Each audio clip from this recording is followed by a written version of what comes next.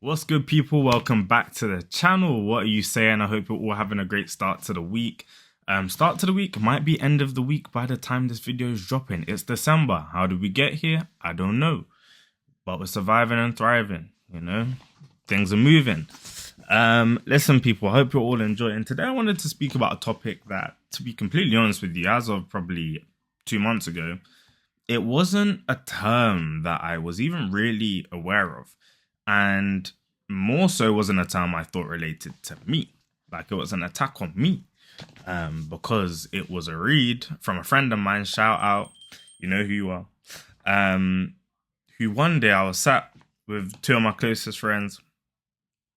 And we were out, and one of my reoccurring issues in life with myself is tiredness, fatigue. But it's usually from helping others. I'm somebody that's very much so a giver. And I think I get this from my grandma.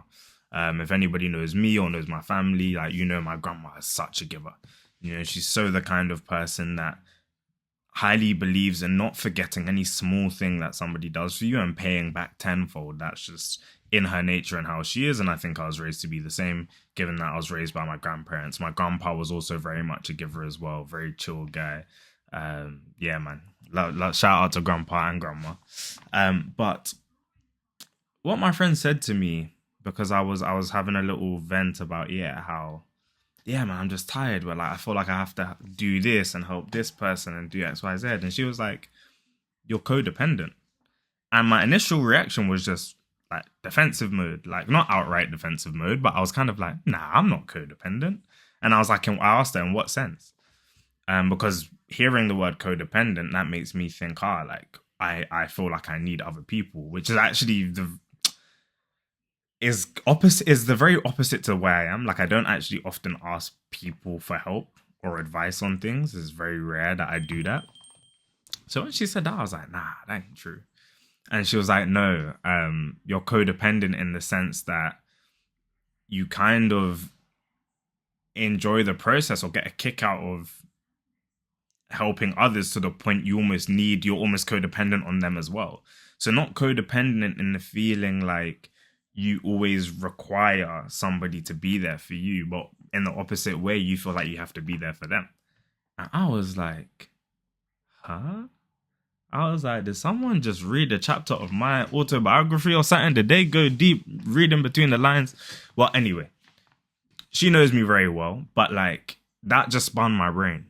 And she was like, listen to this podcast. It's a fantastic podcast. If you haven't listened to it, it's called The Psychology of Your 20s. And the podcast is a specific episode, which is called High Functioning Co Dependency and Caring Too Much. And it features someone called Terry Cole, who's a psychologist, or someone who became a psychologist later on in their life. And she speaks about how high functioning codependency shows up in people, the kind of traits it exhibits, and the type of people it tends to manifest in.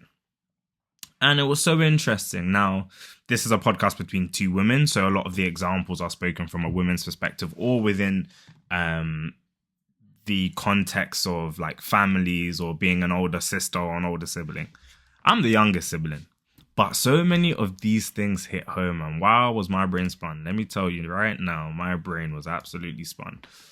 One of the things about high functioning codependency is, and let me know in the comments if this is any of you, responsible for fixing other people's problems.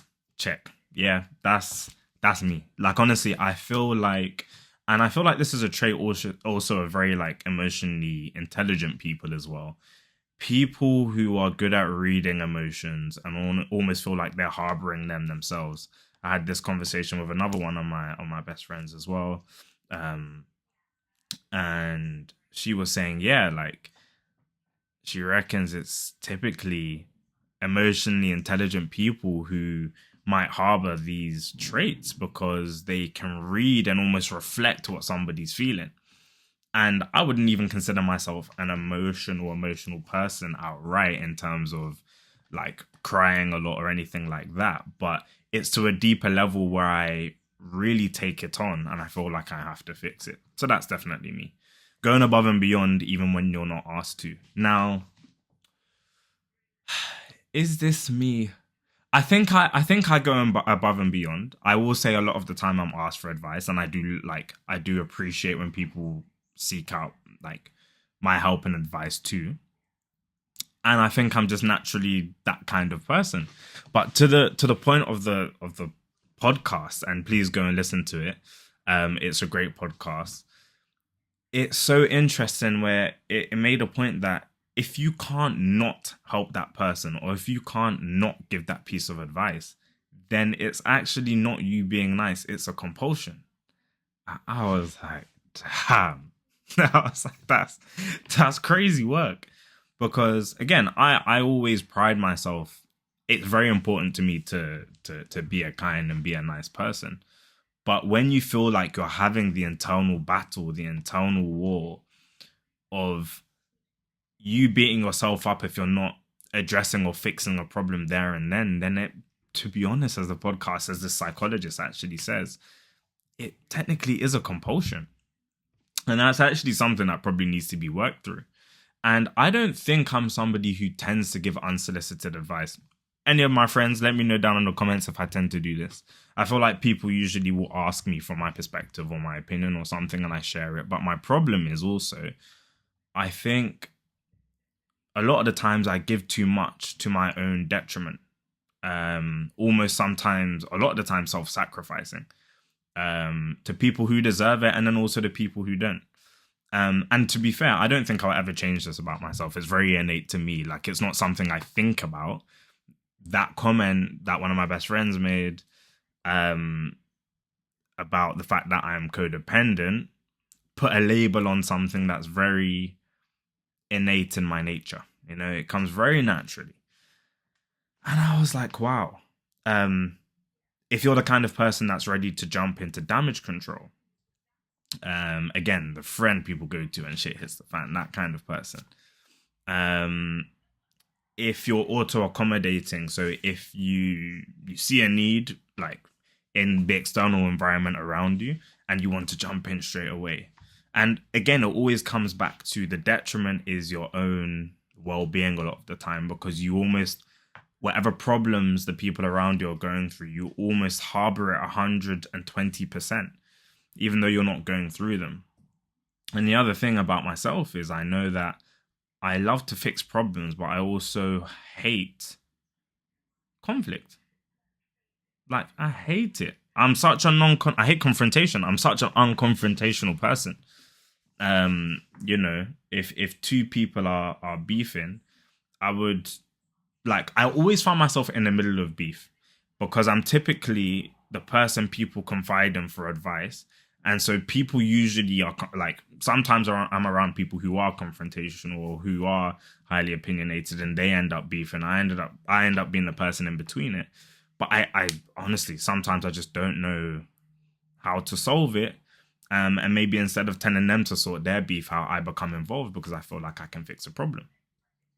But as one of the quotes in this podcast mentions, not speaking up to keep the peace creates a war within ourselves. And that was the deepest line I ever heard. I can't remember who she said. Maybe it was like Sandra Richardson or somebody who came up with that quote. But that line right there is literally my biggest problem. I don't want problems. I want peace always. It's the opposite of the quote. I actually want peace always. Like, that's genuinely how I am. Like, I genuinely think I think I analyze the world actually in quite a cynical way, but then I always come back and try to ground things in, you know, the fact that we're all human, we're all flawed, and things can be solved. And if I can solve it, I try to. So yeah, and those are some of the costs. The costs, it leaves you run down, it leaves you tired, it leaves you just fatigued when you keep having to be that go-to person. And again, I won't change it about myself, but I think it's something to mention that I think I need to shift my perspective on how I deal with it, because it is quite a lot to harbor. And let me know if anybody else feels like this, if you are that kind of person. So like, what can we do to deal with it? What can I do to deal with it? Well, like, I think sometimes it's taking a step back and taking time to yourself, or respectfully saying, I can't deal with this at this point in time. like, yes, I am here to help and give advice, but maybe not right now. Sometimes I feel like I need to say that. I'm a terrible person at saying no. If anybody knows me, I'm a horrible person at saying no. It's just not in my DNA, honestly. I struggle with that so much. But yeah, it's because I feel like it's a mixture between compulsion and a genuine want to do it. But yeah, it's so interesting. So yeah, sometimes being able to say no or take a step back and take time for yourself to work through that and not see the no as a negative, you know? A lot of the time, sometimes somebody actually needs to hear no rather than that piece of advice in that period of time. You know, or maybe you are the right person to give the advice, like as in you are a trusted friend or family member or whatnot to give that piece of advice, but maybe this time it actually doesn't need to come from you. Or maybe in that exact moment, it's not right to come from you because they always go to you because you're there. Maybe it should come from somebody else. So yeah, I think honestly, it's something that I need to work through to rethink. Yeah, it's a bit mad.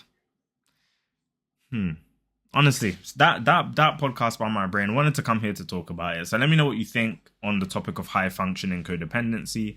Are you somebody that's, you know, a high functioning codependent person? Are you more my side of it, or are you more codependent in the sense that maybe you seek the support of other people and advice of other people and people being around you? But there's two sides to that coin. And I think there's a balance to be in the middle of it. So yeah, people, that's the topic for today. I don't know if it's probably waffle. But yeah, listen, drop a like if you liked it. Drop a sub if you loved it. And yeah, I'll talk on more topics like this if you lot liked it. So let me know what topics you want me to discuss below. But yeah, people, look, I'll catch you lot in a bit. And yeah, have a good rest of the week and weekend.